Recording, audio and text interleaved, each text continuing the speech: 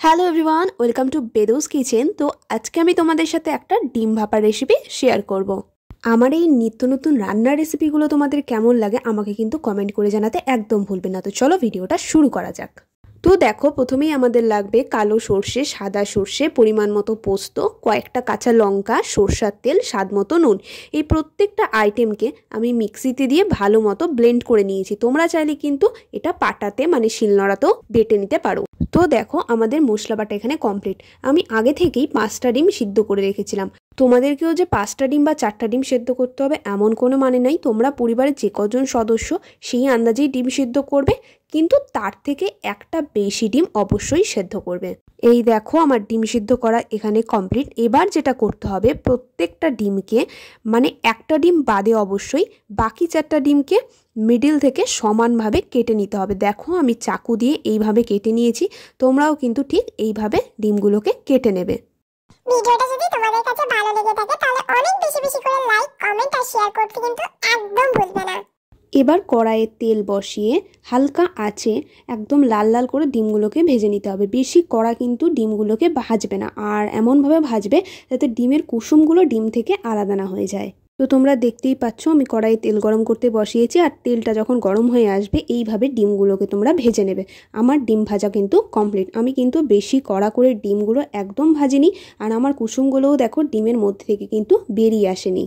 ডিম ভাপার রেসিপিতে ডিম ভাজা কমপ্লিট মানে রান্নাও কমপ্লিট ধরে নিতে পারো, সেরকম আর কঠিন কোনো স্টেপ নেই।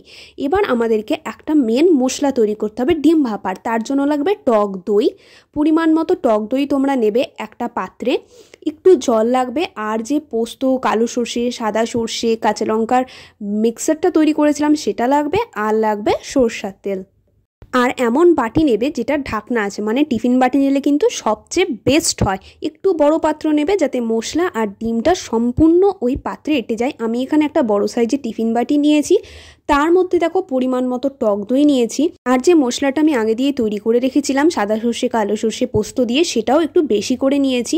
তার মধ্যে এবার স্বাদ মতো নুন দেব, পরিমাণ মতো হলুদ দেব।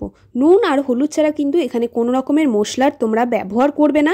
আর একটু দেব পরিমাণ মতো চিনি। এর মধ্যে এবার অ্যাড করবে পরিমাণ মতো জল। ঠান্ডা জল হলেই হবে, গরম জলের কোনো ব্যাপার নেই।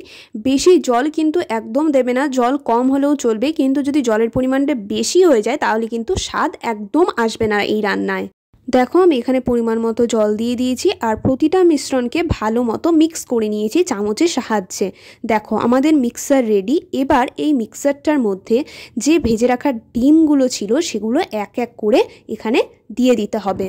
আলতো আলতো করে হাত দিয়েই দেবে। যদি চামচ দিয়ে ডিমগুলোকে উঠাতে চাও তাহলে ডিমের থেকে কুসুম আলাদা হয়ে যাবার অনেক সম্ভাবনা আছে, তাই আমি খুব আলতো করে টিফিন বাটির মধ্যে কেটে রাখা ডিমগুলোকে দেখো দিয়ে দিয়েছি। এবার এর উপর দিয়ে আমি যে একটা এক্সট্রা ডিম সিদ্ধ করেছিলাম সেই এক্সট্রা ডিম সিদ্ধটাকে গ্রেটারের সাহায্যে ভালো করে গ্রেট করে আমি উপর দিয়ে দেখো দিয়ে দিয়েছি। এবার এই গ্রেট করা ডিমটাকে ভালো করে চারিদিকে ছড়িয়ে দাও ডিমগুলোর ওপরে, আর ডিমগুলোকে হালকা হালকা করে মিক্সারটার মধ্যে একটু করে ডুবিয়ে দেবে। ঠিক দেখো, আমি যেভাবে চামচ দিয়ে করছি তোমরাও ঠিক ওইভাবেই চামচ দিয়ে হালকা হালকা করে পুরো পাত্রের মধ্যে ডিমটাকে ছড়িয়ে দেবে, আর ডিমগুলোকে ডুবিয়ে দেবে মশলাটার মধ্যে। এবার যেটা করতে হবে, এই মশলাটার উপর দিয়ে তোমাদেরকে একটু সরষার তেল দিতে হবে। সরষার তেলটা কিন্তু অবশ্যই একটু বেশি করে দেবে। দেখো, আমি এখানে অনেকটা পরিমাণে সরষার তেল দিয়েছি। তোমরা হয়তো অনেকে ভাবতে পারো যে বেশি সরষার তেল দিলে ঝাঁঝ হয়ে যাবে রান্নাটা, একদমই না।